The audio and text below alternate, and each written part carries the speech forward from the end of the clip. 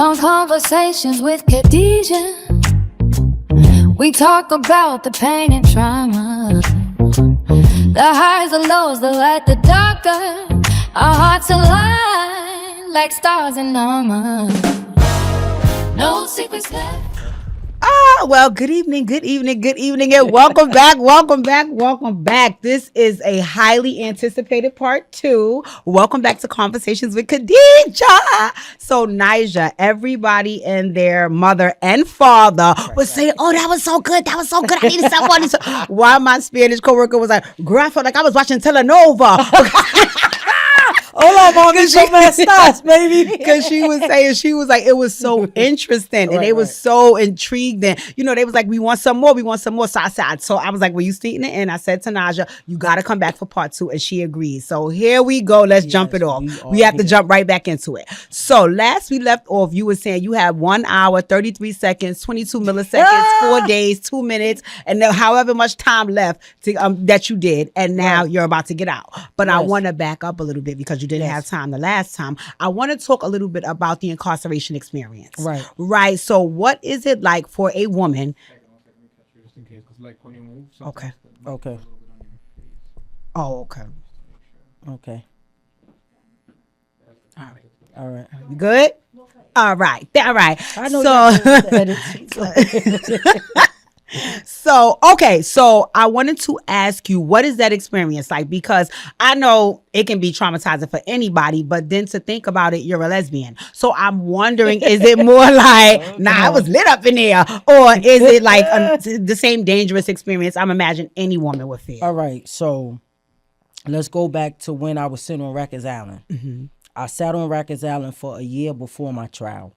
Rikers Island because I was still a police officer. Even though I was locked up, I was still a police officer. Mm-hmm. I wasn't technically fired or considered not a police officer until I was found guilty. So the year I sat on Rikers Island, I still was a police officer. So they had me in a building by myself for a few months. Mm-hmm. Then they moved me to PC. Then they moved me back by myself because they're like, well, what if she locks somebody up in PC? Yes. They got to still protect me. Yes. So, one building, I was in building 6 or something. Some building by just me by myself. And then they sent me to PC. Then I went back to the building by myself. Then I went to PC. So in the whole time on Rikers Island, I was in protected custody. Okay. And that was a year? Yes. Okay. So now... That wasn't too bad. Remember, I was law enforcement, so a lot of my friends was like COs and cops like that. So the crazy story is when I first got locked up and went to actually Rikers Island, my homegirl was actually working intake. So when she bust the door, come in, what you doing here? We just was out with each other like last week, celebrating her 30th birthday. Like we was lit. Everybody cops, COs, she, what you doing here? I'm crying. I'm just traumatized. I'm just like, yo, they set me up. I couldn't really wrap my head around it. Mm-hmm. But in PC, I was good. They respected me for the most part. Everybody that was in a PC housing were, I don't like to say this term, but I'm going to say it. They was baby killers. A lot of the women that like killed babies or did vicious things to kids and stuff like that. Wow. Were actually in PC because believe it or not, it's not the male prison, but if you a rapist or you did anything to kill a kid or something, they beating your ass. That's what they do. Just like they do if the men's are rapists and stuff and go to jail. Yes. So it was a lot of women that was considered baby killers. There was some other women that probably killed their boyfriends and things like that. But I ain't going front. I was with the killers. Okay, $100 billers. Okay, got it. I was with the killers, but for the most part, everywhere I had to go, I had to be escorted by a captain. I really didn't move around much. Okay. I went to the law library. I stayed in a housing area. I would be in a housing area like eating and talking and mingling with everybody. But because of my status, I really couldn't do too much. They had like a talent show. They did let me go to the talent show. They had a barbershop. I had to keep the hair. I had to drink. I know, that's right. I had to stay good. Even though I'm locked up, I had to look good.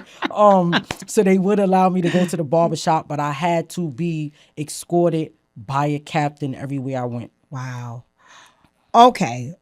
So this is Rikers Island. So now guilty, slam the gavel down. Now you going up north. Right. Were you only in one prison up north, or you went to multiple? So I went to 2. So I blew trial, sat on Rikers Island for 2 weeks, and then they sent me upstate. So I had to go to Bedford Hills first. Bedford Hills is a straight maximum. So people that really got a lot of time stay at Bedford. I probably could have stayed at Bedford. I don't know. But I guess Bedford was too close to home, and I know a lot of people there too, as far as the workers. Most of my friends were COs and stuff. So I sat on Bedford for 30 days, and then they shipped me up to Albion Women's Correction Facility. Okay. That's way up there. That's between Rochester, Buffalo, and Canada, 8 hours away from the city. So I did my whole bid up there. Oh, okay. So I want to ask a question without revealing the identity of this person. I know you have a person that you're related to, that you're extremely close to, Right. and they have a high-ranking position Right. within the jail system. Right. Did it affect that person in any way to know that their relative was here and there and so on and so forth? So I'm pretty sure it affected her, but she came to visit me all the time. But I'm Amen. going to give you a story. She had a friend. Well, she thought it was her friend, but I had to reveal it wasn't her friend. And the lady just was a hater. So when she first saw me, she looked at me. She already knew. The whole world knows. Oh, you look just like that person. Yes. God bless you. I love her. Da-da-da, talking. All right, cool.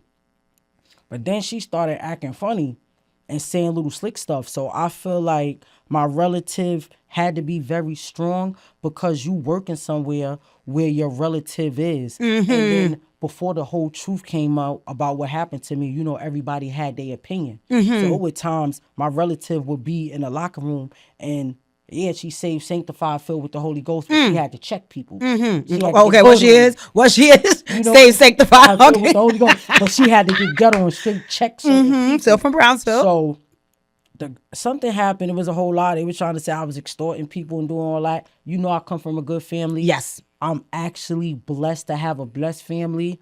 I was good up there, meaning money on my books from my close friends to my family. I ain't need for nothing. So when that rumor started going on, the lady was talking tough. Oh, and she an ex-cop and she did all that. So my relative had to check. And I'm like, yo, that's not your friend. Like, she's a hater. But I feel like it had to be a lot mentally on them that you working in one building and then your relative is in the next building. And I think it's a beautiful thing that relative was still able to visit, you know, because sometimes there's some friction and issues with things like that. So I love to hear that still was allowed because that's, you know, that's the person, right? That's the person. So they want to be front and center. They don't want nobody coming back to, I want to see what's going on myself. So that is beautiful. Okay. All right. So is up north like Rikers Island? No. So Rikers Island, you more locked in and stuff like that. You had a curfew. We had to be locked in at 9 o'clock, lights out, this and that. So once you go up north, it was a little bit more freedom because I wasn't in a max. I was in a max medium. So I was in a dorm setting, bed locker. So just to give you like an idea, it's like a college campus that you just can't leave. So housing is one place. They had different buildings for like the hospital. They had programs. They had college. So they had movements. You get to move around. They got commissary where you shop and get your food. So it was a lot of movements. I wasn't in PC, so I lived with everybody. I was free to go to the yard, free to go to the gym. I was working. I went to programs and stuff like that. So I think because when people usually go to prison, a lot of people have a lot of years and sometimes have life that they try to make it, I guess, as normal as possible unless you in a max. Now, when you in a max, it's usually 23 hours locked in and then an hour out. You get an hour, I guess, to shower, make phone calls and do like that. You get to go to programs, but you locked in your gate. It's more moving freely. They had the dorm area where we slept. They had like the rec area with tables, games. They had the TV area. So I was moving about and I was actually able to move and go to work and go to programs and stuff just like everybody else. Would you consider Albion less dangerous than Rikers Island? No. Okay. Because I'm just saying the violence is the same. Meaning women is there. People is there. You got some violent, incarcerated individuals. You got different when they know what you there for. things happen. I done seen somebody get set on fire, or attempted to get set on fire. Upstate. I done seen women that I became cordial with be regular and lose their mind. They regular, but now after a year or two, they rubbing shit on their face. Oh. I was there. A lady hung herself. So I seen a lot of stuff, but believe it or not, we lose a lot of the women, from the young women to the older women, to drugs. There's more drugs in the prison than in the street. Wow. So And you see people, regular people, never did a drug in their life. Now they upstate, strung out off of everything you could think of. And it's funny you say that, because in 2017, I worked with this organization where I went and did Healing Hearts on Rikers Island in the the women's facility, right? Rosie's, Yes, right? that's where I was at. And Rosie, I never couldn't seen take it. I could not take it. I tried. I went about 3 times, and then like the 3rd time, I just broke down crying because they had a young girl there, and she was about to either turn 18 or 21. I can't remember which one, and she was going upstate. And when I tell you, this girl looked like a baby, like 14 years old, and I'm like, what are you gonna do up there, right? Like, it was already crazy on Rikers. But when we was leaving, every time we would be leaving, because shout out my girl Mo, who did the first episode of Conversations with Khadijah. When we would be leaving, it would be like this long line. You got to get escorted by CO. So I kept asking the CO, "Why? What are they on line for?" And he was like, "Medication." I was like, Methadone, "Wow." all that stuff. It's all different types of medication, but they give that methadone out crazy. Wow. Okay. So did you build any relationships while you were there? Do you have any friends who are home now that you hang out with? Shout out to my homie J Love. I met this chick up there. Her name is J Love. When I say solid, Amen. Solid. That's my friend to this day. She live up in Rochester. I go visit her. Her and her wife and family comes down. I'm cool with her mother and everything. But I think we clicked because we came from the same type of background. Parents, good parents, moms and everybody involved. You just live play different yourself. lifestyles and just made a fucked up decision and put us in that situation. You understand what I'm saying? Yes, I do. Yes, I do. So we got cool, but then our parents got cool because every time I had a visit, she had a visit. So our mothers would see each other. They exchanged numbers and stuff like that. But J Love is solid. That's what's up. And FYI PSA, I don't know if you and J Love want to partner, because you guys could be doing a lot of mentoring for young people. Right. Because there is a large group of young people, I work with them in a transfer high school, who are good kids but made poor choices and landed them where they landed. As a matter of fact, the Julio Fulio trial had me in a choke hold, because I'm listening to all of the individuals involved and hearing some of their backgrounds, and hearing in particular Sean Gathright, like, who had the best background, and look at the dumb shit you was getting yourself into. So again, think about it. It's money in that business. So think about that. Y'all can team up. For talking to the youth and let them know, because you know what it is? I feel like now in this generation, we got more followers than leaders.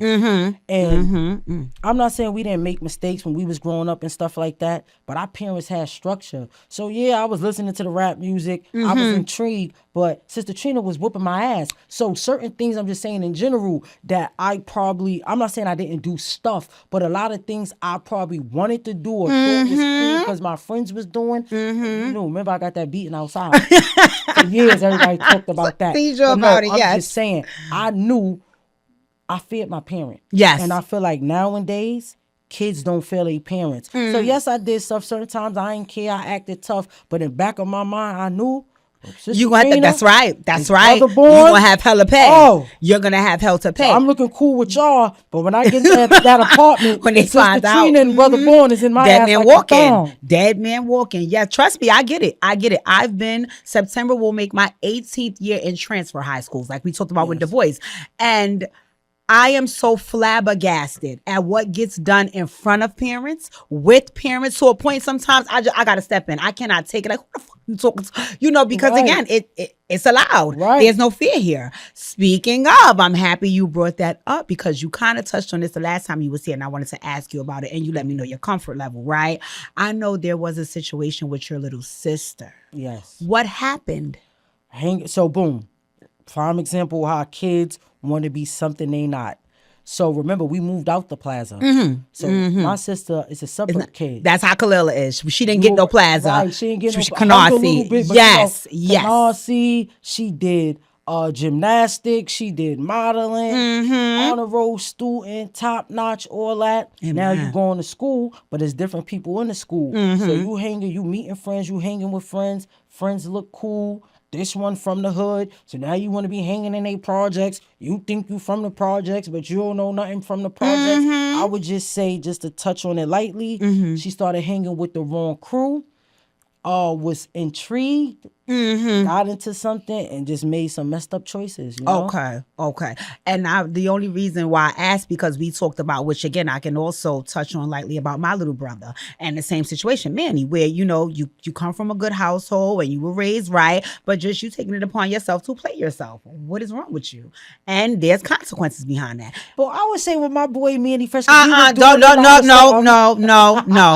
because everybody in the world does it. Don't make no excuses for his behind. What he did back then, he's a piece of work. He know he a piece of work. We're always a piece of work. Sure, but no, and like you said, like coming from a household where folks care and there's fear and there's all these things, and you're still deciding to make this decision, but it happens. I'm happy to hear, because when you brought it up the last time, I remember it was a safety concern. Right. And that's what made me nervous, because that's another thing that folks don't understand. It's not a lot of concern surrounding safety when it comes to young people. Right. And that's scary, because you need to know this is serious. This is serious. Speaking of, right, I know that you were in a relationship in the past, right?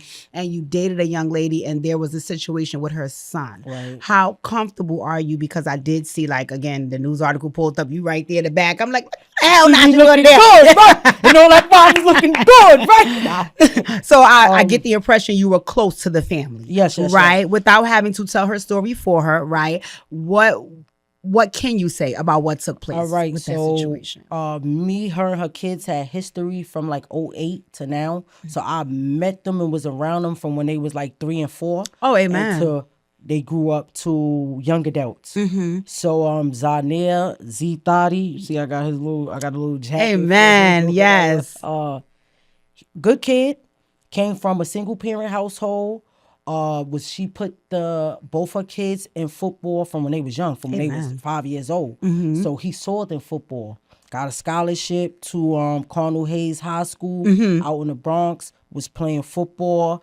And I just would say, besides the good grades in the football, hanging with the wrong crowd and listening to this trap music, not for nothing, all these kids want to be. It ain't about being a rapper, because I rap a little bit. Okay, we're going to have to hear something. We're going to have to hear something before you slide, Naja. We're going to have to hear something. It might be a little bit too gangster for these kids. But no, I think now with what is it now? What is the drill music? Yes. I think these kids you got me listening to the doggone drill music. Yeah. And but what I think these kids don't understand, remember, drill started in Chicago, where a lot of them kids live that lifestyle. So now New York, we take it. Everybody want to do drill rap, and they portray something they not, or they rapping gangster. I'm gonna shoot you. I'm gonna bang bang. People is dying. They don't respect the dead. They making songs about dead people and stuff like that. So I think he got a little bit influenced by that. Okay. And then things got out of hand. So he was murdered. Oh, I'm so sorry. It made a year. This month made a year that he was gone. But it's just kids being dumb. Oh, you the ops, I'm the ops. A fight broke out. Kid pulled out a gun, shot him, and he passed away. And he was the only young man within that incident that was murdered. Yeah, a lady was shot. A young girl was shot. And he was shot and he passed away. Wow. Well, I'm so sorry to hear that, right? I'm so sorry to hear that. Because it sounds like this young man had a promising future. Yes, he did. And that's very, very unfortunate. And with respect to mom, there is no level of I'm sorry's. There's not even a level of justice that can be brought in order to fill that void. Right. It's always forever going to be, from what I understand, a hole in parents' soul when they lose their young person. He wasn't even biologically my son, and it still affects me. Yes. You understand what I'm saying? So I could only imagine what she's going through. But what I could say is, justice have been served far as they caught the Amen. the Okay. guy. Okay. All right. All right. So let's see something how is that- in motion. right, Yes. things are in All motion. righty. All righty. So I'm praying that God will do what he does. And again, I want to definitely make sure we send our condolences to mom and the family and to you, Nysia, because that's a very, very serious situation. Right. In any event, I'm pretty sure that we always discuss, like you just said, about like the drill music and things of that nature. Do you have younger family members that you can say you see might be veering off the path, or, you might have to kind of pull back sometimes? Can you see the signs? So I could see the signs from a mile away. So I got my favorite cousin, not gonna say his name, good kid, but this was years ago though. He was hanging with a friend. A friend robbed somebody, then he hung with the friend after the robbery, not knowing that the friend robbed somebody, and wound up getting locked up. But he beat the charges and everything, but he changed his life. So I would say that I could see right now, for the most part, all my little cousins and stuff that's a little younger than me, for the most part, they working, they on the right page and stuff like that. But me coming from the hood and also being former law enforcement, I could see signs a mile away. Yes, I was about to ask you that. I was just about to ask you that with being former law enforcement. Let me also ask, with the situation regarding your stepson, was there any, like, you know how people pass judgment, like, Right. oh, you was locked up, was there any backlash in any of your new situations after coming home regarding what you went through? Judgment. Oh, you're right, man, judging. Bob, they probably still judging, but I don't care, But it's a lot of judgment. Oh, you knew what you was doing. You knew what's going on. You deserved that. You was from the hood. So it's always judgment. But I feel like all of us do this. Everybody can Monday night quarterback a situation until they in it. Whether it's a love situation, anything, we always can say, oh, nah, I won't do that. Your man doing you like that? That's what you did at that job? That could never happen to me. But when people are in situations and emotions and stuff like that, you never know what you're going to do or how you're going to react or what could happen. I agree. So we can't Monday night quarterback because we don't know. You understand? Until Yes. we actually, and you know what I learned too? So we actually in a situation, but you know what I learned? And it came a part of me. And I had to realize, when you in something, you don't see it. When you come out of a situation, that's when Hindsight you is realize, 20/20. in general, you be like, yo, Hindsight I is really did that, or 20/20. I allowed that. I made that. It took me a long time to forgive myself for the poor decision. You understand what I'm saying? For everything. And you be looking like, damn, how I ain't see this? How I ain't noticed that? Like, you know better. So I just feel like when people are in things, they don't see it until you out of it. And you know what's crazy? I get double whipped and stomped on by God because I can see it. I can see it. And I'm still pushing my discernment to the back saying, I think I would still try.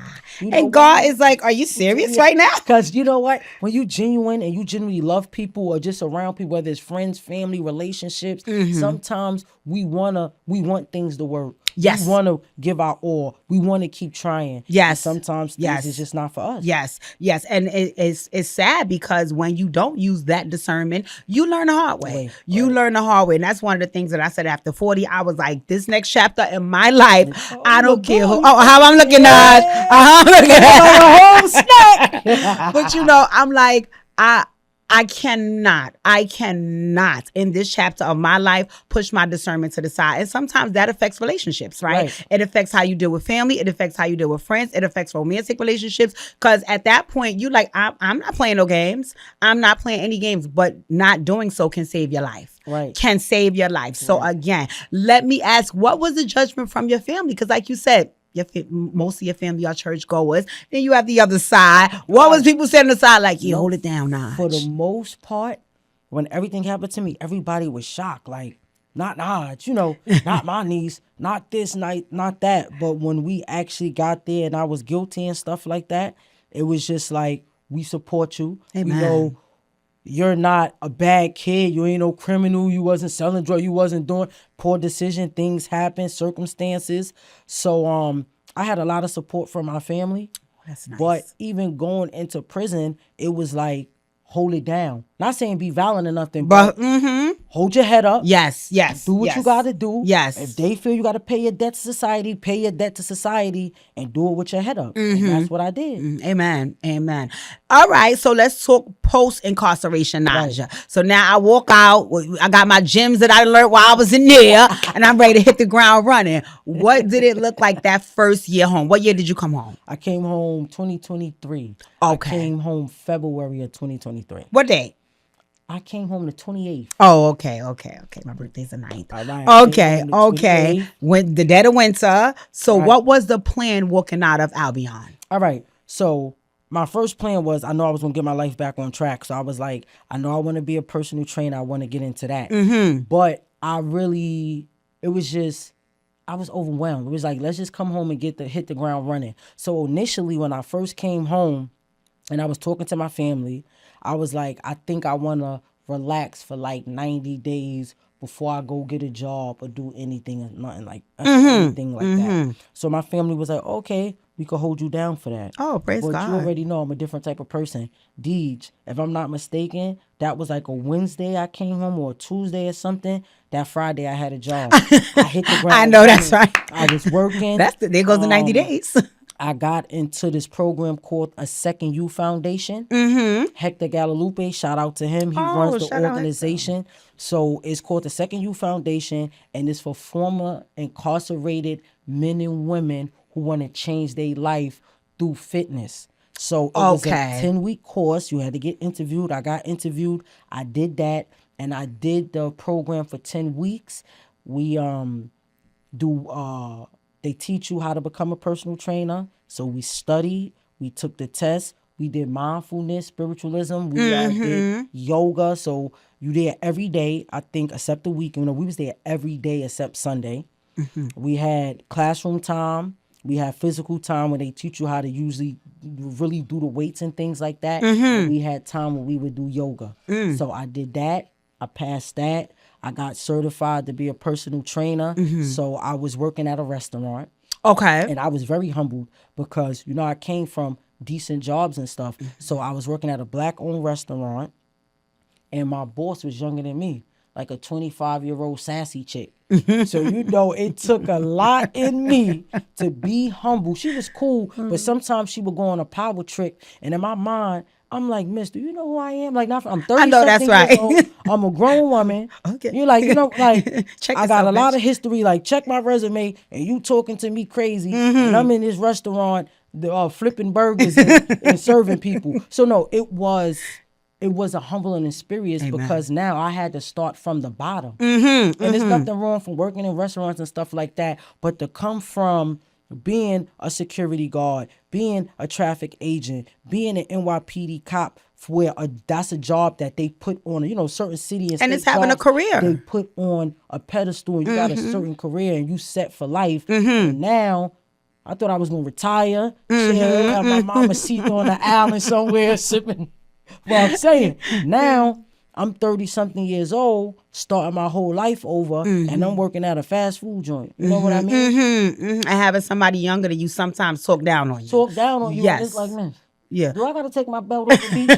But no. So I was working at the restaurant, and I was doing the training. When I finished the training, I started personal training at Crunch. I was working at Crunch down in Manhattan on 54th Street. I was working there. I was there for about a year, and then I left Crunch, went to Blink. Blink is now Pure Fitness. Okay. I was at Blink. I was one of the top trainers. Amen. I was working from 5 in the morning. My schedule was crazy. This how crazy I was, and I was on the grind. My schedule was, I started at 5 in the morning. I went from 5 in the morning to 10, took a break, but I had a cot. And I used to have the cot in the closet and sleep on a cot in the closet. And then, so I would stay there because at the time I was living upstate up in Middletown, Orange County. Okay. So my break was like from 10 a.m. to about 3 p.m. So I would take naps. I'd get my little workout on, probably grab something to eat. And then I'll train again in the evening from like 4 to 8 p.m. Oh, okay. So I was doing that. I was doing a restaurant. And then I left the restaurant and went full throttle becoming a personal trainer. I was running fitness classes and everything at Blink. And then I got into the apprenticeship program to be a union carpenter. Amen. So I was doing both of those. And then I eventually left Blink, turned into Pure Gym. I just was there. I probably left there probably like 4 or 5 months ago. Okay. So now I'm doing my own thing. I have my own LLC. It's called Reborn Body Fitness. Okay. Let's say that again. Reborn Body Fitness. Reborn Body Fitness. Okay. I train. I could come to you. Okay. We could do Zoom. Okay. We could do FaceTime, however you want to do it. Okay. So I'm trying to get that off the ground. Yes. And my 9 to 5 is I'm a union carpenter. I'm building America. Oh, wow. Well, what a transformation. Right. What a transformation. Let me ask, was any of these things in the cards? I know you said you had already thought about your life in law enforcement, but prior to that, right, before you knew you had a life in law enforcement, were these some things that you ever thought about in the past? No, but I always was into fitness. Remember, I played basketball and stuff. I used to always look strong, arms lit. So I was in the gym. I was working out and stuff like that. But I never thought I would be a personal trainer. I actually started getting heavy into fitness when I was incarcerated. Okay. It ain't nothing to do. I did go to school. I went back to school when I was incarcerated, got some credits. Amen. And I was working in the gym. I also worked when I was in prison. I worked for this organization called Pathstones. So I was a facilitator, and I was teaching harm reduction, drugs, HIV, all that different stuff. Yes. So I was doing that. So I actually thought, because a lot of them, they transform because the organization is in prison, but it's a big organization. So a lot of the people that work for them in prison actually get a job with them on the outside. Oh, nice. So that was lining up, and I thought I was going to be doing harm reduction. Okay. But You didn't go that route. I wound up becoming a personal trainer and a union carpenter, but never in a million years that I think I would be doing construction, and never in a million years that I think I would be a personal trainer helping people transform their lives. Yes, and that's a beautiful thing. That is a beautiful thing. Beautiful, beautiful thing, because health is wealth. And I've been having this conversation in and out with my family. You gotta get them in the gym. I'm trying to get them. Maybe this will motivate them if they know somebody personally, because it's very serious. It's very, very serious. You can die. You can die. So you have to take it serious. Yes. And they said that obesity is one of the number one killers in America. Because it affects so many areas of your life. So it's like you have to take it serious. You have to. But again, let's see if knowing that Nysia's into it, maybe that'll motivate some folks because they know her personally. Right. I wanted to ask you, because I went back and I listened to some of your other podcast interviews. And I wanted to ask you about the relationship between you and the undercover person. Did that materialize into any real feelings, or was it just, that was my fling on the side? Whenever I was seeing her, the bitch got me in trouble. Nah, or to be honest, believe it or not, I know it's gonna sound crazy, but I fell for her. And you know why? I see it now. I ain't see it then. I fell for her because she already studied me and knew everything about me. So when we was hanging and chilling and doing certain things, everybody know my story. Mom's is a pastor, don't like my lifestyle. So she had the same story as me. So she said, or that was her real life? No, that the made up life. You know. Oh, okay. So it was like she connected with me on another level. Yeah, I had my situation, but it was like a closeness. So I was a suck ass nigga for that. I got sucked in. I thought it was something, but it's amazing. At least this young lady, not to say it's right, but at least this young lady did that for a cause. There are people out in the world who just do that just to do it. With no, seriously, I swear to God, where they study people and meet them and tell them everything they want to hear, and they latch on everything they like and say all the right things to rope the person in. My family didn't like that I was a lesbian either. I go through it too. No, that's it. Exactly. So let me ask a question. Yes. Did she took the stand? Yeah, that raggedy bitch. So up there, she had to say, I lied about everything just to make this happen. This is what let me tell you, when she was on the stand, right? Believe it or not, because my lawyer going into her. You're not no lesbian, you did all this, you da. The lady breaks down on the stand, starts crying, and say she really is a lesbian. I don't believe that shit. I don't know. To this day, I don't know. But that's what she said. No, I really am a lesbian. But I guess the department didn't know. Who knows? I don't know what was real or fake. But she did break down and say that she really was part of the lesbian lifestyle. Okay. But the idea was supposed to be no, because I'm just going in as a decoy to catch you. So the idea was, so let's back it up. The NYPD, to my unknown knowledge, now I know, they was watching me for 2 years. Phone taps, following me, follow me in clubs, was trying to get close to me, get next to me. They couldn't. And then their investigation was coming to an end. So they would have lost the city money and all of this and looked stupid. So they infiltrated me with a chick. So even when I was on trial and my lawyer, you know, because they had to all go up there, and my lawyer just was like, if this wasn't planned strategically, why did y'all send a girl in there? Not being funny. Why you ain't send a guy? Make a homeboy. You could have sent anybody in there. No, they strategically picked her. Like I told you, she was just my type. No, but no. I was asking though, but she was making it seem like she was straight and she just was going in for a job. That's what was the plan. And then it came out that no, you're really not straight. You're really a lesbian, according to her understand. According to her understand, she said she was a lesbian. Yes. She said, wow. I don't know if it's true or not. All these hoes be saying they're lesbians. Well, yeah, we're in a new era. We're going to talk about that too. Gay for the stay on prison. Half of y'all women, my dude. So wait. I heard it gay for pay. What's gay for the stay? Gay for the stay is when women that are incarcerated, they are straight women. Okay. They have husbands, boyfriends, families, all types of stuff. But they got a girlfriend upstate. They got a dyke upstate. Upstate, they use the lingo dyke. No, you know, we from the city and all that. So when I first was saying a dyke, you know, we hear dyke usually is like offensive. We're calling a dyke. Yeah. That's all the boy girls, they call them dykes or they call them he, because we have yes, and stuff like that. But a lot of the women are gay for the stay. They are up there, upstate, messing with us lesbian women. So is it real relationships or every now and again we fool around? Because you know I got a husband at home. Be real relationships. Not to put my business out there, but I was messing with a chick up there and she was married and in her head she wanted to bring me home. Like, oh, we could be together. Not my husband could take, let me tell you, hold on. I'm not even my husband. My husband could take care of both of us. Oh, you delusional miss. Have this fun and go your straight home. Go your straight ass home. Okay. Oh my God. So we always gonna be a throuple. That's what she was assuming, that we were gonna be a throuple. Okay. All right. The fool girl.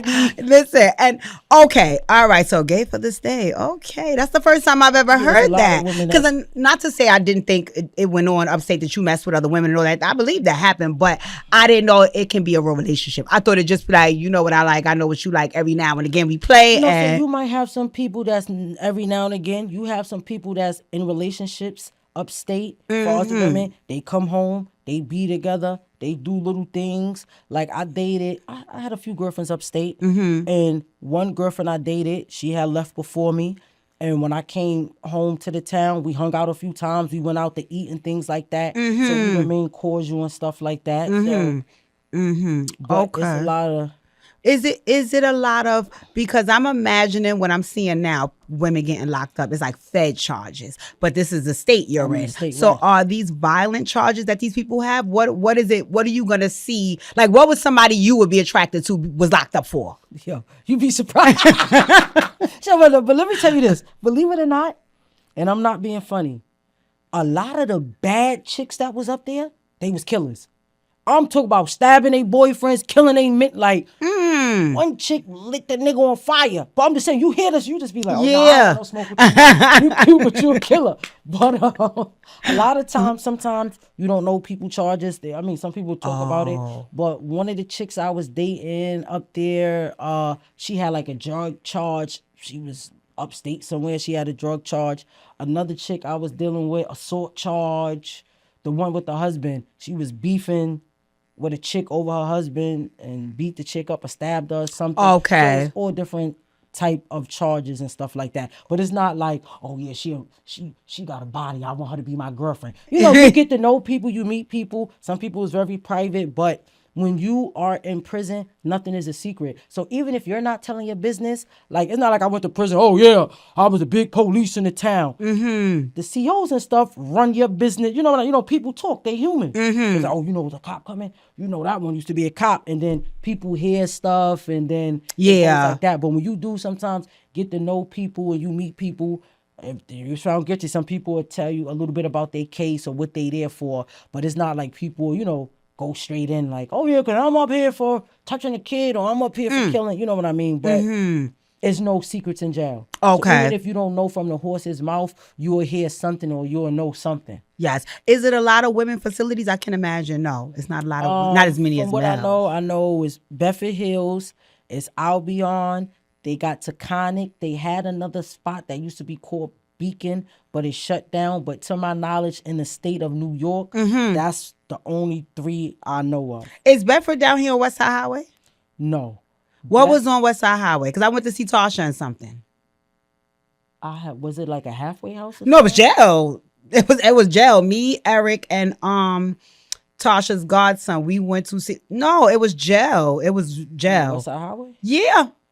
Yes, no clue. at this time I had a I know they do got a state prison or something because they even got a state male's prison in Queens, like right before you get on the Queensboro Bridge and all that. Wow. I'm not sure. See, I'm not really familiar like that. Maybe they had something for the females that I don't know. Because when I went to got released, I got released on work release, and I didn't know work release is right up in Spanish Harlem. Work release they building got you was back right up there again.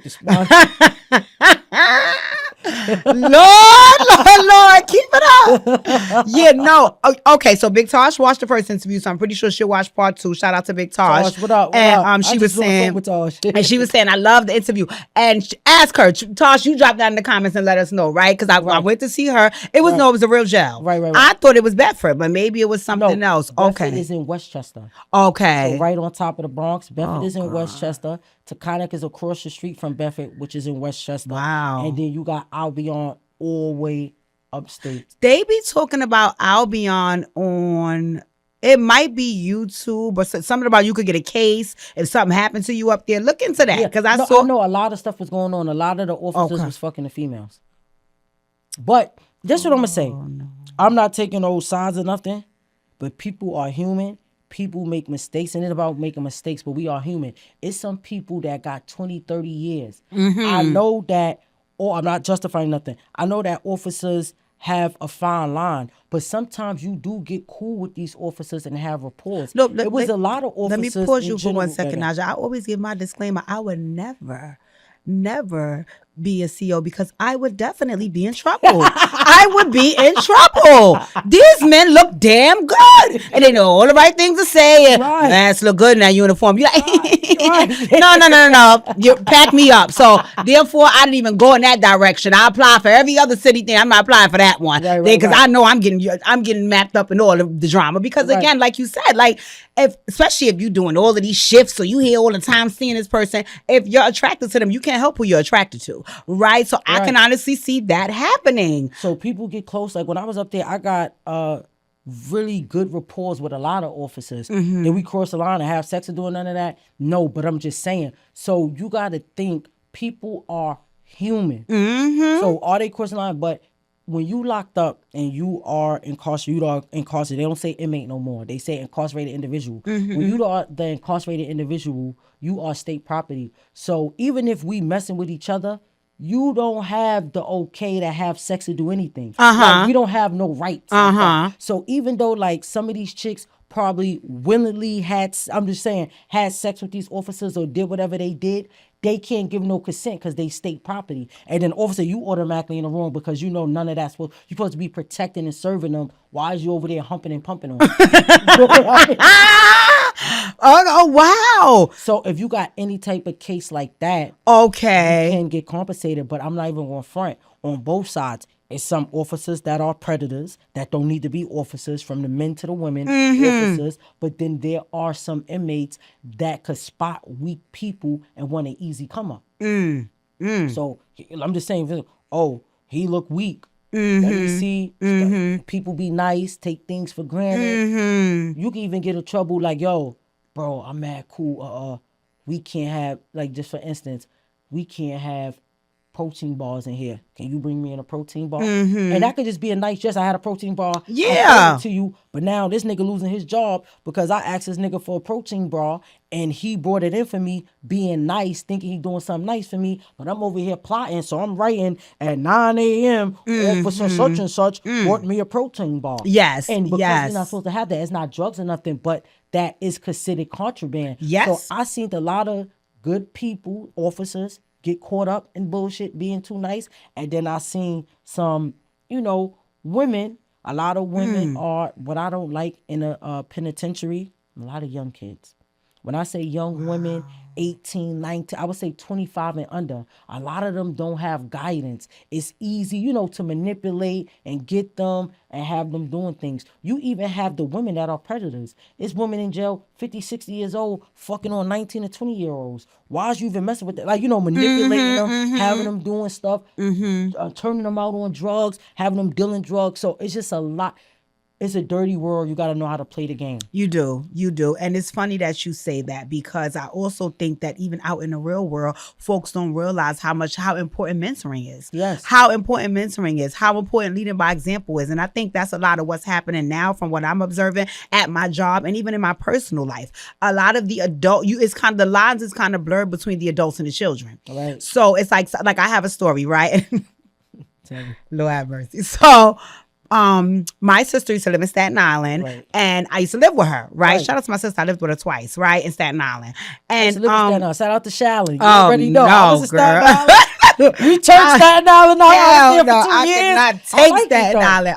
I like it, but girl, I wanted to get up out of there so bad. My sister was so sweet and nice to let me stay with her. So I, when I lived with her, she had a boyfriend, right? And I started dating his brother. Right. So it was cool. It was off and on, right? But one time I was there, my sister and her boyfriend were out, and I was there with my nephews, and I was watching them.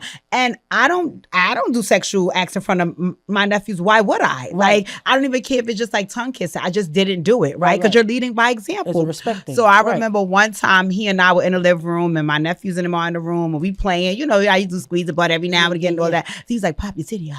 So I said, "I'm sorry." What? So he said, "Pop, your titty out," and he can't hear it. I said, "Hell no!" Right. If they go to the bathroom and see me just here, full-fledged areola out, like, no, absolutely cannot. So I remember him and I went back and forth about this for a while because he was trying to say like I was being corny, and I'm like, no.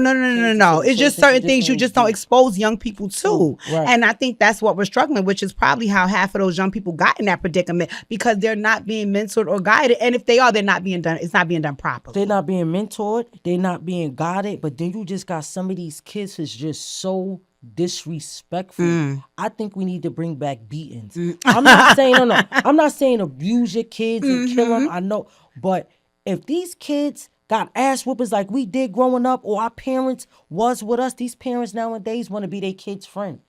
I'm your mother. I'm your aunt. I'm your uncle. I'm not your friend. Yeah, we could be cool. I could do certain things when you get a certain age, but certain things is unacceptable, and we don't have the fear and we don't have the structure. But then you got to think when you got a good mother and she's single.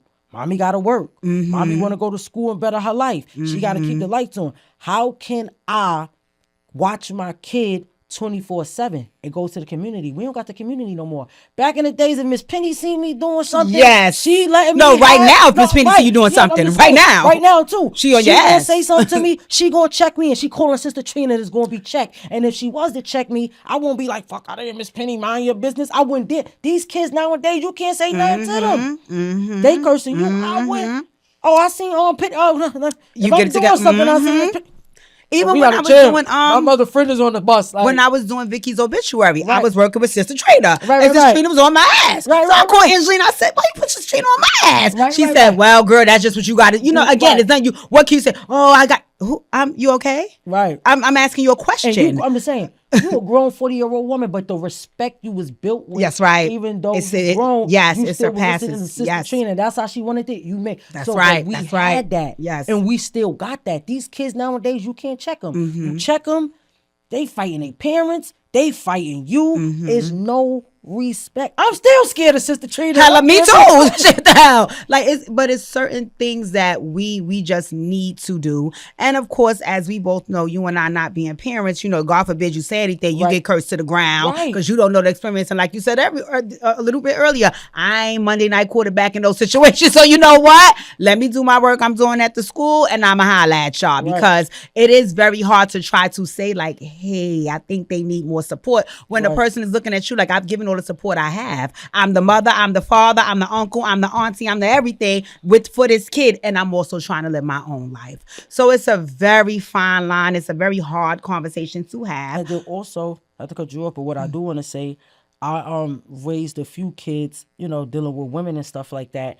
And what I honestly could say, when you're not the biological parent, yeah, whether you active in a kid life, you raising a kid, you could give some advice, but after a while, it'll give problems in your relationship. Even with my past relationship, I had some say so and things like that, but certain things she would want to do, if it was, I'm not allowed, I don't want that, and it would have discourse because I'm like, nah, I don't think that. Do this, do that, do that. That, you know, we arguing, we fighting, and sometimes even if you do got a step parent or somebody there that do care and love or want to be a mother figure or father figure to you, when you're not somebody's biological parent, or even if you are, if the one parent got more authority, how can I go against you? If I see something, if I be like, yo, it's like you had a son, yo, Deej, I see this, this, and that. Some people overprotective, like, what, Naja, mind your business, I didn't see that.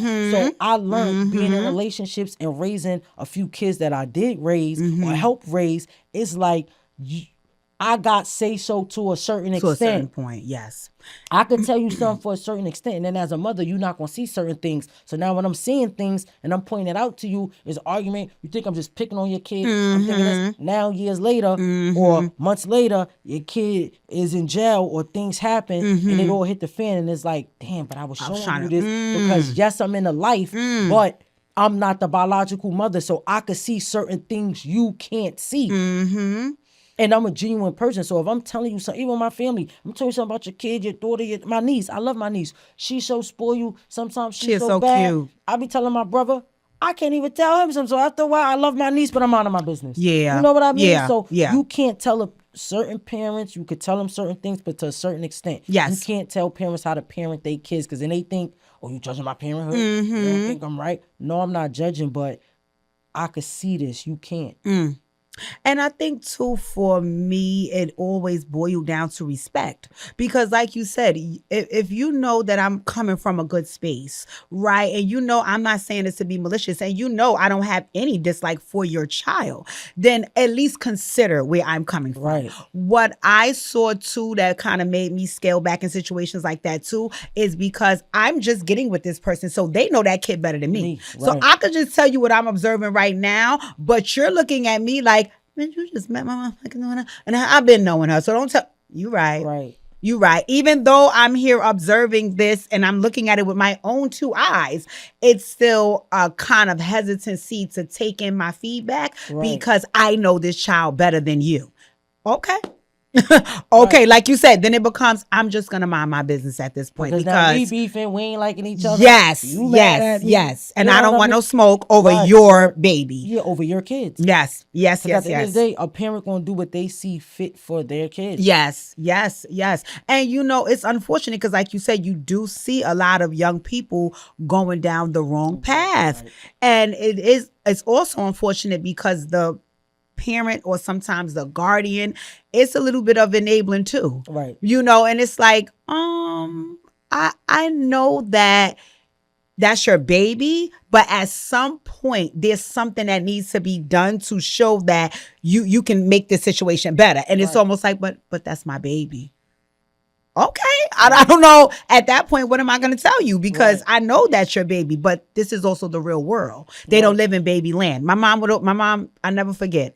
Again, I'm highly emotional, right? So I will come to my mother about something, crying in a heartbeat, right? And I never forget, I had an incident when I was about maybe 22 and I came to her emotional, and she said, I want to tell you something, right? You're my baby. You're your father's baby. You're everybody in this family's baby. but out in the world, you're not their baby. Right. They don't give a fuck. So everything that you're losing your mind over, people don't have to consider your feelings. Right. They don't. And I was like, well, bitch, because you've been telling me my whole life that I need to, and now, this is reality, right? So there's so much that needs to be done. And like you said, did you and your mom, because you were an adult, right? Did you and your mom have the conversation like really in depth about, you know, you made a poor motherfucking choice. All right. You know, Sister Trinity was in my ass like a thong. Sister Trinity was, what? Like, you know what I mean? Like, like, what? Never in a million, like, you know what I mean? So, like I said, you just never know. But my mom's got in my ass. Yes, what was your dad saying? Because I know y'all are close. So that's heartbreaking for him to have his baby girl shipped off, you know, to prison. What was his reaction to all of this? He was hurt. He was mad. It was, you know, the big boy is totally different, but it was just a lot. Like, well, I know they ain't did. You ain't do what they said you did. You better. You did what? But it was just a lot. It wasn't just like, okay, you going through this. We had the support. Yes, my family supported me, but did I get chastised? Did they get in my ass? They sure did. Because you know better. You wasn't raised like that. You know to make better decisions. Like you, like. And I know your grandmother. Right. Everybody was in my ass. Grandma, sure. Everybody, like my whole family. So it wasn't just like, yes, I had the support, but even my friends. Like, you know, me and Mooks grew up like brother and sister. That's my godbrother. Yeah, shout out Malcolm. Mooks, what up, baby? You know, Mush is my godmother. Amen. Malcolm used to write me and wrote me. I was so, when I got the letter. So you and Tosh are god sisters? Or my cousin Tosh? My cousin Tasha. My cousin. Yeah. Tosh, what up, baby? I'll see you soon. I'm getting ready to go by my mom That's too. my cousin. Oh, yes, she over there. Where we at? Yes, but no, one joke. So yes, well, Mooks wrote me. And he used to write me all the time. Write me all the time. Shout out to the writers. And then shout out to L Swells. L used to write me too. That's my guy. Yes, but, yes. Mooks had wrote me.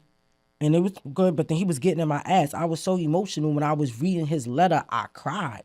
So I had a friend I was cool with, and I'm like, yo, I don't like what he's saying in the letter. Like, am I bugging? She was like, nah, he right. He checking you. He keeping it that real. nigga checking me. You know better. You know we like, well, I did, like, he wasn't judging, but he was just saying checking what you needed me. to hear. Like, what the fuck is wrong with you? You know better. Why would you even put yourself in a situation to be in a got situation anyway? So I got chastised by friends, family, everybody that really loved me and cared about me. Amen. Because I knew, you know, I'm popular. I know mad people. I thought I had a lot of friends. I didn't know who my real friends and family, because just because people blood does not make them family. But I did not know who my real friends and family was until I had that moment in my life. Wow. And it just shows you. It exposes character. That's right. You know who's there for you. It exposes you know character. Who's going to ride, and you know who's going to care. Shout out to Jetta. Amen. Jetta gave my mother money for me. Me and Jetta was cool. We had a rapport, but never in a million years I would have thought that. She ran down on my mother. My mother was like, yo, I'm in the plaza. She said, Jetta ran down on me. She passed me something in my hand. My mother was like, what's that? She like, oh, this is for Naja. Give it to her. Thank you for that. That money, whatever she gave my mother, that went a long way. And it's also a testament to your character. Right. It's a testament to your character, because I remember having conversation with an individual that was incarcerated, and everybody turned their back on that individual. And I kept asking why, but then time allowed me to see their character. You know, so it's your character. It's who you are as a person. And because of that, people don't forget things. I always tell people all the time, I may forget what you said or did, but I never forget how you made me feel. And if you did something for me or with me or helped me or even sometimes just people's energy, that's what made the first interview. That's why you had to come back for part 2. Conversation. I'm sorry. So magical because of your personality, who you are. Sometimes just being around that make people feel good. You know what I'm saying? So it says a lot that people, again, wanted to reach out and wanted to help and wanted to check your ass. You're bugging out. I don't want to ever see you in nothing like this again. Do better. You know what I'm saying? So that's a beautiful thing. That's a beautiful thing. But it was just a lot of people showed their hand, and I know, okay, I love you, but I gotta fuck over here. From a distance. We was family, we was friends, but ain't no love lost. But stay where you at and keep your same energy. So even after our first, the first time we did the show, one of my old homies that was my partner found me on Instagram and was like, yo, I seen the whole interview. I was mad at you for years for what the people with the NYPD told us or whatever the case may be. But watching your interview, I see it was some fuckboy shit. So I said, what up? But ain't no love lost. I appreciate it, but keep your same energy. Because I feel like this. Wow. We all make mistakes, right? Yeah. You could do something crazy, Deej. But I know you. I grew up with you. I'm not saying you ain't going to make a mistake. But can't nobody... Like, they can't have you plaster up on the news. Oh, conversations with Khadijah, leader, CEO, was touching, you know what I'm saying? Was touching kids. Just use it because you work with kids hypothetically. Yes. I'm not going to be... I don't care. Say that, God forbid, if you did do it. We use an example. Yes. I'm not going to be, I know she did that. What? That ain't Deej. Now, if we come and you tell me, well, no, I messed up.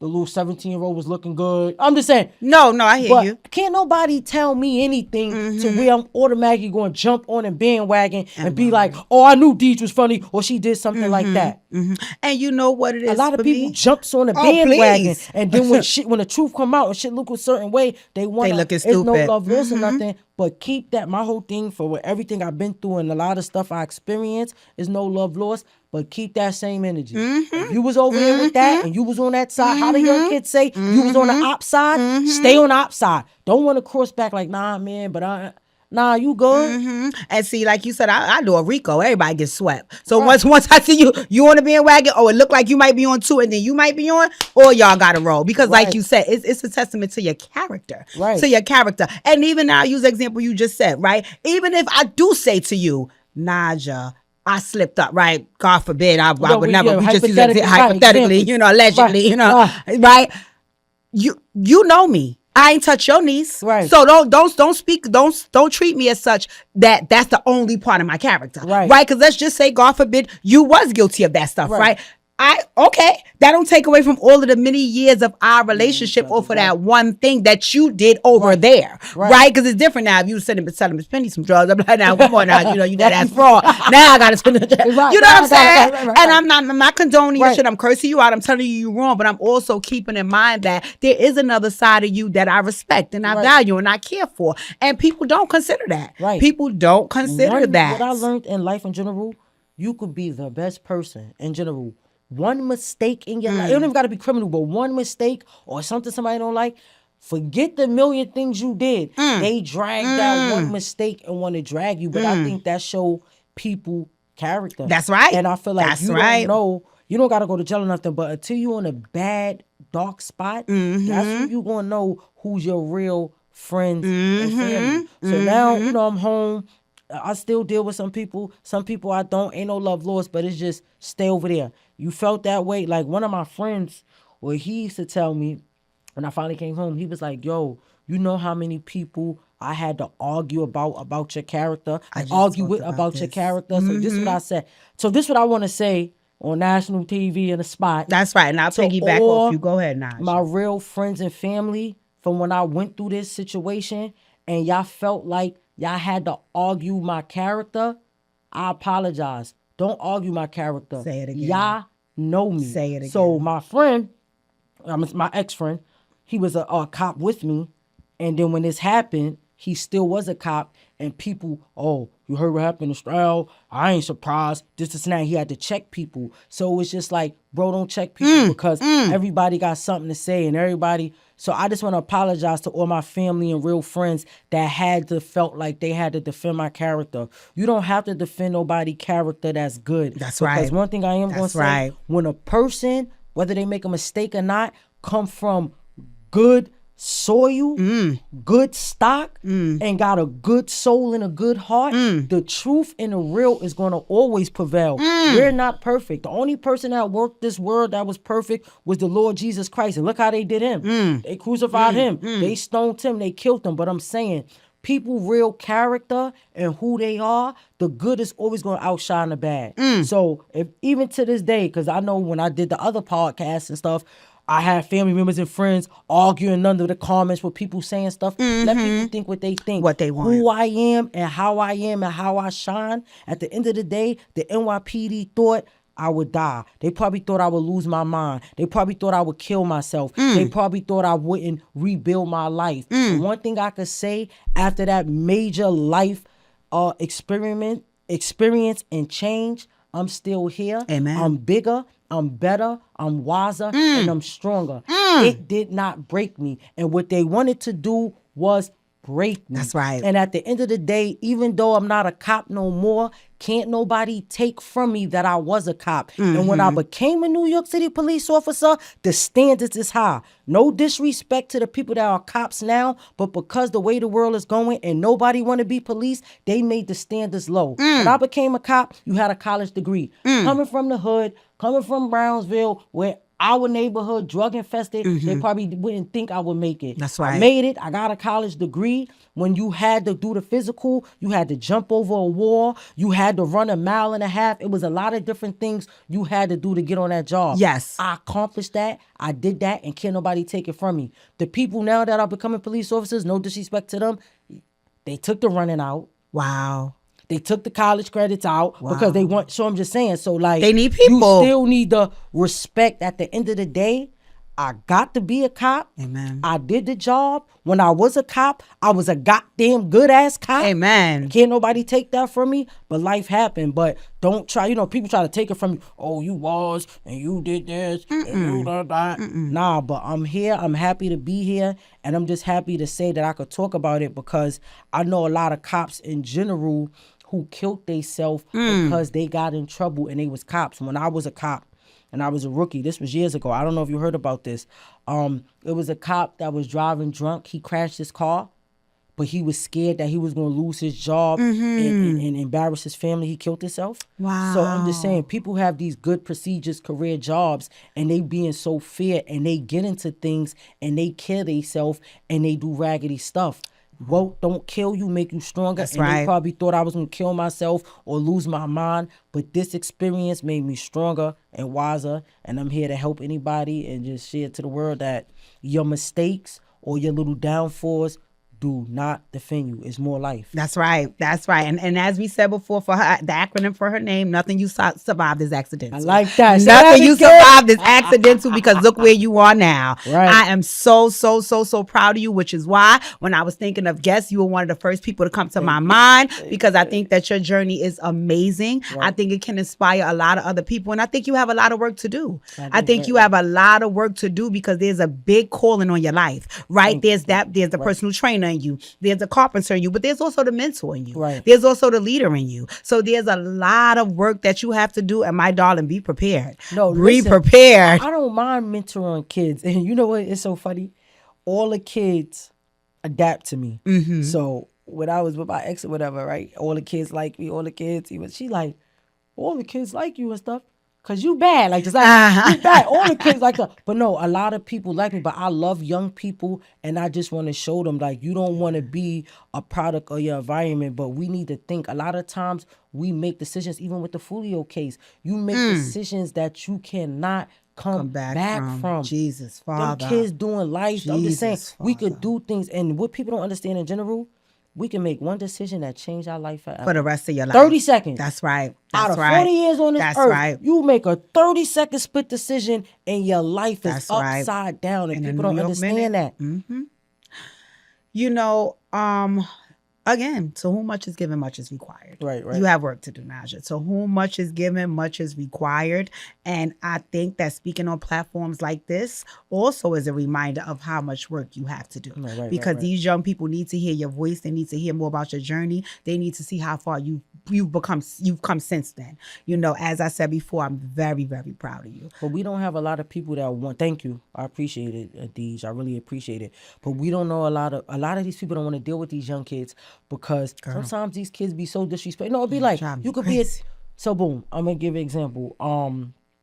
With my ex-girlfriend's son, we had a decent rapport, but one day he showed his ass and he got a little grown, and I checked him. I'm like, all right, bro, keep that same energy. Don't speak to me. Don't like. And then she like, well, why would you come at him like that? Da, da, da, da. So different parents. I'm like, listen, I believe in tough love. And this is what I said to him. We had a conversation, and I'll never forget what I said to him. I said, let me just tell you something. I said, I genuinely love you, and I genuinely care about you. Amen. Not because of your mother or nothing. We got our own relationship. But I said, let me remind you something. I'm not your mother.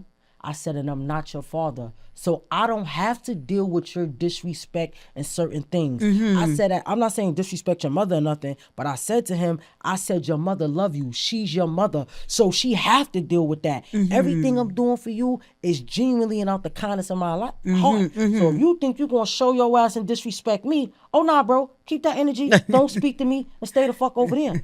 So I'm just saying, a lot of times people, a lot of these young kids in general, people don't know how to deal with genuine love. But I do want to be a mentor, but a lot of these kids, they don't have respect. Even when we was doing stuff, you could say when Betty Fresh and all us was outside and we was getting in trouble and being bad and stuff like that, if I seen your mother or if I seen the neighbor, we would stop. We won't do certain stuff. These kids don't have no respect. They cussing in front of their parents. They smoking weed in front of their I'm grown. I drink. I'm just saying certain things. Never at a family gathering, we drinking and stuff like that. But if I see my grandmother or something like that, I'm grown. She be like, it's okay. If she says it's okay, it's different. Yes. But you hide certain things. These kids have no filter. They just do everything and they think it's okay. And I think that's where we went wrong. We lost the respect and we lost the community. And you know what? I'll tell you what, and we could talk more offline about this, but there is a way to do it. Believe me, I am 18 years in and ready to jump off the Brooklyn Bridge sometimes, but you know, it's worth it. It's about the genuine passion that you already have to want to do it. And it's also building the team, because that's the other part. You can't do it alone. Right. It's building the team. That's why I asked you about your friend you was incarcerated with, because I said maybe you guys would want to come together because you need help to do the work. Right. But like I said, we'll talk more about that offline. What I wanted to ask you before we end is what's life now for Nysia? Like, what is going on? What is going on? Who's your new mamita? Also, what is going on? What's next? What is next? What if you could fast forward to Nysia in 3 years, where would Nysia be ideally? All right, ideally in 3 years, I want to have my own gym facility. Amen. So I can run my own stuff, have my own house.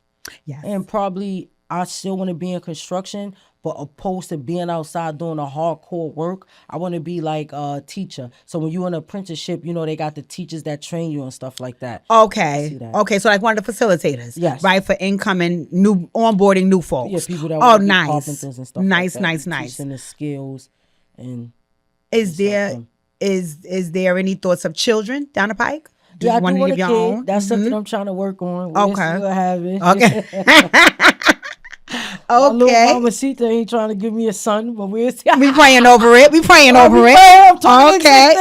Y'all see a little guys running around, shot running around. Okay. I do, in the future, I do want to have a kid and I do want to be married. We'll see if that happens. Okay. So, but you know, I'm very family orientated. So I love the family thing. I love kids. So that's something I do want in the future. Okay. So I'm guessing you're in a new relationship. Yeah, something like that. How's that going? How's that going? Like, so coming from my old past relationships and stuff like that, I would say where I'm at now, I'm in a healthy situation. Amen. I get catered to. I get treated like I'm supposed to be treated. Amen. So it's cool. Okay. It's good vibes. How long has it been? A few months. It ain't even been a year. Okay. But everything, honeymoon phase. It's still honeymoon phase. Yes. So we got to see what happens after the honeymoon, because you know the first few years everything is cool. No, the honeymoon can last forever. Yeah. The next thing you know, you get busted your head with a pot. No, I'm just saying. No. The honeymoon can last forever. I promise you, the honeymoon can last forever. I can honestly say, relationship wise, healthy. Friendship wise, healthy. Amen. Family.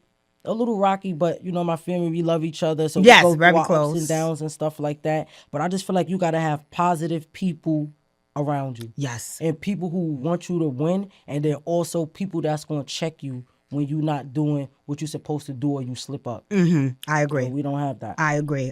Holding each other accountable. I agree. Are you gonna bust a rhyme for us, or is that like a no? Let me know where we going with this, because I want to hear something. You brought it up. I was trying to chill. I got that. So you sure? I was supposed to do something for the show, but I ain't really writing. I got some old school stuff. Wow. I don't know if you know. Listen, it's up to you. This is the stage. It's the platform. It's up to you. But while you're thinking about it, I know I wanted you to have the opportunity to as you have been doing the entire show, pay homage to your stepson. Conversations with Khadijah and Nysia, we definitely want to send our condolences. Maybe mom would like to come on a platform and, have a conversation about where she is regarding that, but that would be up to mom, right? But we definitely want to send our condolences because we have brought her and her son up in conversation here. Right. In any event, last words, last parting words. What are you feeling about your 2-part episode? What are you thinking?